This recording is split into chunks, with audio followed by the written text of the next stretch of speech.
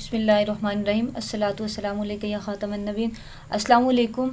Lecture number 25 that is the writing styles report and narrative writing. Report और narrative writing में writing styles हम सीखेंगे कैसे होते हैं।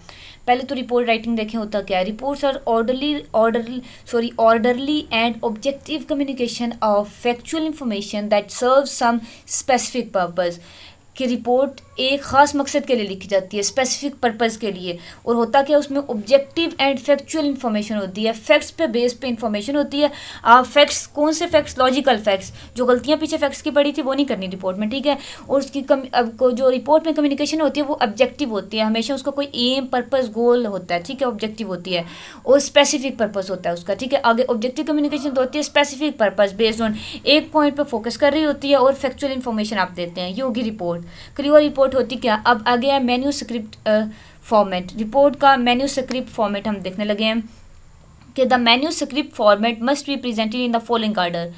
इस ऑर्डर में मैन्यूस्क्रिप्ट फॉर्मेट जो है रिपोर्ट का प्रेजेंट किया जाता है। Flap, title page, abstract, acknowledgement, table of contents. आगे हम ये नीचे देखेंगे, आई थिंक ये एक करके ना डिस्क्राइब किया होगा सारा, ये short reports, body of reports नहीं भी किया हुआ तो मैं आपको बताती हूँ। खैर हम इसको डिस्कस कर लेते हैं पहले।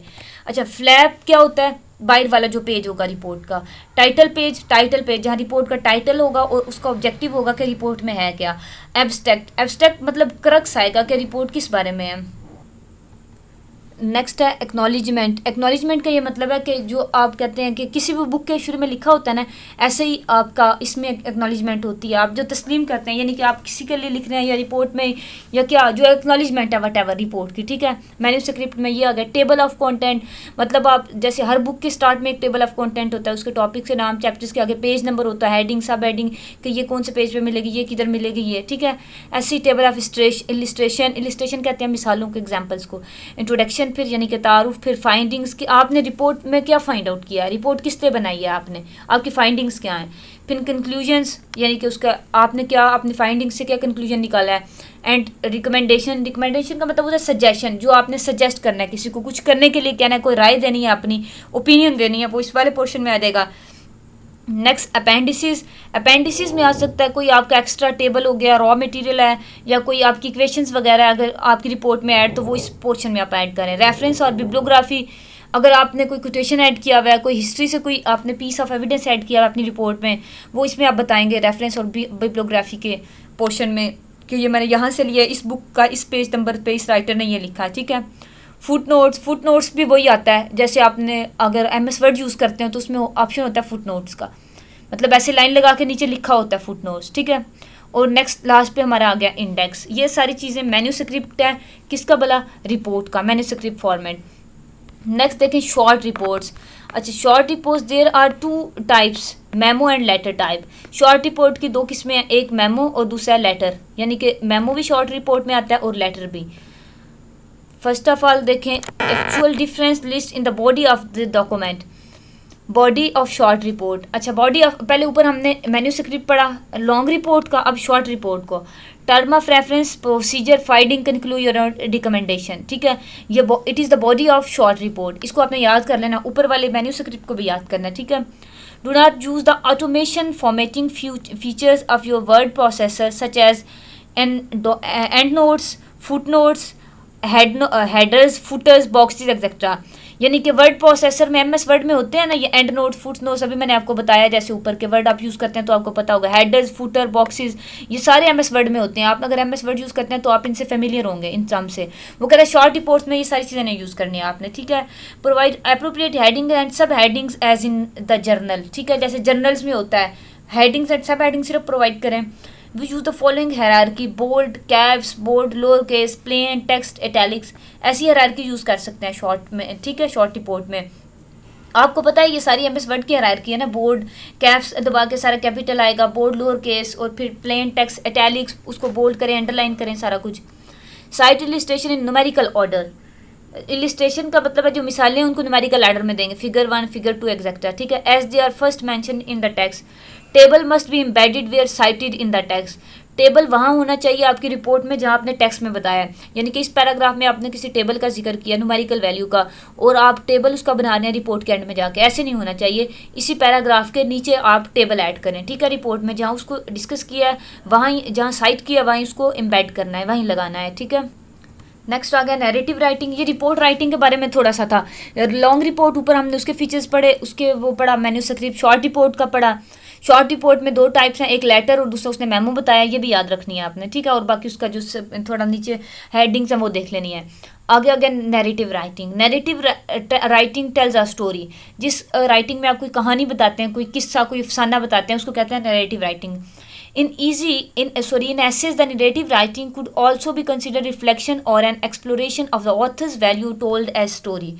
The author may remember his or her past or a memorable person or event from the past or even observe the present. ठीक है, कोई अपनी कोई कहानी सुना रहा है ऑथर, या किसी और की जो उसने कुछ देखा है उसकी कहानी बना रहा है, या कुछ भी पास्ट का डिस्कस कर रहा है। मतलब आपने कहना ये याद रखना है कि ये स्टोरी फॉर्म में होता है नैरेटिव राइटिंग जो है। When you are writing a narrative essay, loosen up. After all, you are basically just telling a story yet to someone. Narrative essay में भी क्या कर रहे हैं आप, किसी को कोई कहानी सुना रहे होते हैं।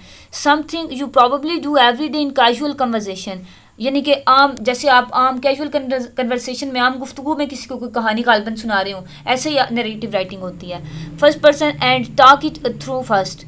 You might even want to either tape record your story as if you were telling it to someone the first time or actually tell it to a friend. यानी कि आप अपनी उसको स्टोरी जो आप किसी को सुनाते हैं वो उसको टेप रिकॉर्ड भी कर सकते हैं। पहली बार सुना रहे हैं ना, फिर दूसरी बार किसी दोस्त को सुनानी पड़ जाए, वट एवर। आपने जो मेन बात याद रखनी है, नरेटिव राइटिंग क्या है, in a story writing form, story telling form में होती है नरेटिंग राइटिंग, ओके।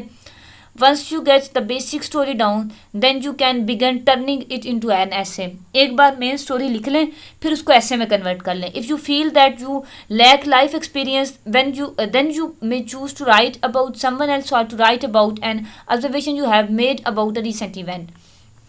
अगर आपको लगता है कि आप उसको स्टोरी को नहीं अच्छे से बयान कर सकते, फिर उसको आप ऑब्जर्वेशन या एक्सपीरियंस की फॉर्म में लिखें।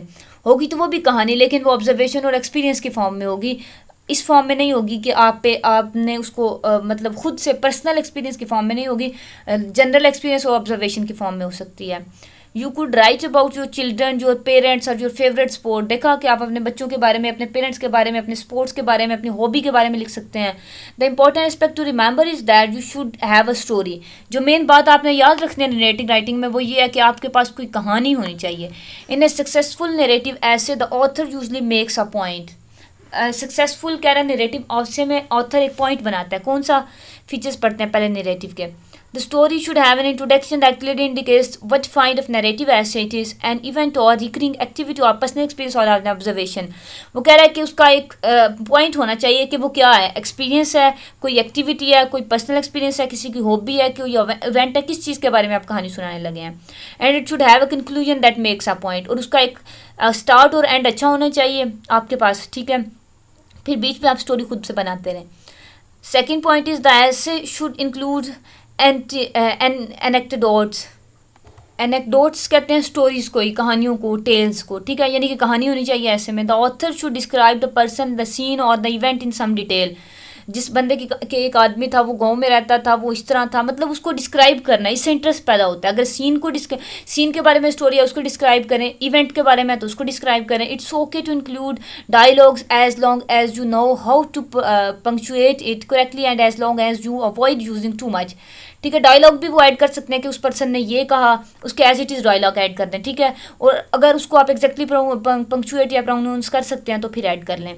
The occasion or person described must be suggestive in that your description and thoughts let the readers to reflect on the human experience। कि आपका ऐसे लगे कि ये वाकई आपके साथ बीती हुई है, ऐसी स्टोरी हो, यानी कि आपने उसको सच्ची स्टोरी बना के डिस्क्राइब करना है, बेशक आप खुद से चाहे कर रहे हो, ठीक है। आपने इस तरह करना है कि आपका एक्सपीरियंस है, पर्सनल एक्सपीरियंस। कहाँ गया। For instance I read an excellent student essay that told the story of a young woman forced to shoot several wolves that were attracting her cattle. मतलब ये जिसने नोट्स लिखे हैं वो अपनी बात कर रहा है कि मैंने एक एक्सीलेंट स्टोरी पढ़ी एक स्टूडेंट की, जिसमें उसने लिखा कि एक young man force to shoot, उसने ना ढेर सारे जो वोव्स हैं, भेड़िए हैं, भेड़िए कहते हैं ना वोल्व को, अच्छा उनको शूट कर दिया, गोली मार दी। क्यों? बोला कि वो उसके कैटल पे, उसके मवेशियों पे अटैक कर रहे थे। She told a story and included the in struggle she faced as she made the choice of saving the cattle और सेविंग द वोव्स। उसने स्टोरी बनाई किस तरह, और उसने अपनी इनर स्ट्रगल बताई कि वो कैटल को सेव करना चाहती थी या वोव्स को। डेफिनेटली वो कैटल को सेव करना चाहती थी, इसलिए वोव्स को उसने शूट कर दिया। She shoot the vows but learn that whatever her choice had been. उसने वोव्स को शूट किया और उसने, लेकिन ये कब किया? इस डिसीजन के बाद कि उसकी चॉइस क्या है। जाहिर है उसकी चॉइस थी कैटल को सेव करना। ये स्टोरी को आगे नरेट कर रहा है, ठीक है। She would not have been comfortable with it. One of life's lesson is that sometime there is no right choice and that was the point of the essay. वो कह रहा है कि इसमें कोई वो उसने वोव्स को शूट कर दिया, फिर भी वो कंफर्टेबल नहीं थी। क्यों नहीं थी? कि बाज़ औक़ात ज़िंदगी में ऐसे होता है आपके पास अच्छी चॉइस ही नहीं होती, राइट चॉइस होती नहीं है, यानी कि रॉन्ग रॉन्ग ही होती है। कुछ कम रॉन्ग होती है, कुछ ज़्यादा रॉन्ग चॉइस होती है, तो कम रॉन्ग को चूज़ कर लेना चाहिए डेफिनेटली। वो कह रहा है इसके बाद के ऐसे का कोई डेफिनेट पॉइंट नहीं है, ठीक है। The point of view in narrative essay usually first person. First person का मतलब है कि आपने बताना मैंने ये किया, मैं यूँ हूँ, आई को यूज़ करना। The use of I invites your readers into an intimate discussion. अच्छा वैसे भी आप होता है कि ये ना पता नहीं, एक आप कह लें कि दुनिया का दस्तूर है, आप जब पर्सनली होते हैं लोग आपको सुनते हैं कि आप अपने बारे में कुछ बताने लगे हैं, लोग इंटरेस्टेड होते हैं आप में। अब आई डोंट नो वाई, लेकिन ये ऑब्जर्व किया हुआ मैंने भी, आपने भी, मैं भी इसको किया हो। इसलिए वो कह रहा है कि नरेटिव क्योंकि स्टोरी टेलिंग होता है, लोग अट्रैक्ट करता है। इसमें जो फर्स्ट पर्सन है आई करके आप इसको करें, यानी कि मैंने यूँ किया, मैंने ये देखा, फिर मैंने ऐसे किया, इससे ज़्यादा आपकी जो इंटरेस्टिंग राइटिंग होगी। और नरेटिव में तो होता ही है। अच्छा the writing is your story essay should be lively and show some style, यानी कि ज़िंदा होना चाहिए। आप बताएं कि ये ऐसे हुआ, फिर ऐसे हुआ, ऐसे लगे कि वो इमेजिन कर रहा हो आपका reader. Try to describe ideas and events in new and different ways, avoid causing clashes. Again, get the basic story down, get it organized, and in your final editing process work on word choice। ठीक है, कि basic story को लिख के उसको organise करें और final में फिर उसको एडिट करके आप पेश कर दें। और क्लैशेज यूज़ ना करें, फजूल चीज़ें यूज़ ना करें, और इवेंट्स को, आइडियाज़ को पिक्चराइज करने की कोशिश करें। यही सारा होता है नरेटिव राइटिंग में, स्टोरी टेलिंग। सीधी सी बात है। दो चार इसके फीचर्स पढ़ ली, इसमें सिर्फ कुछ भी आपने याद नहीं करना, बस समझना ही था, वो आपने समझ लिया। ठीक है, अपना ख्याल रखिएगा। अल्लाह हाफिज़।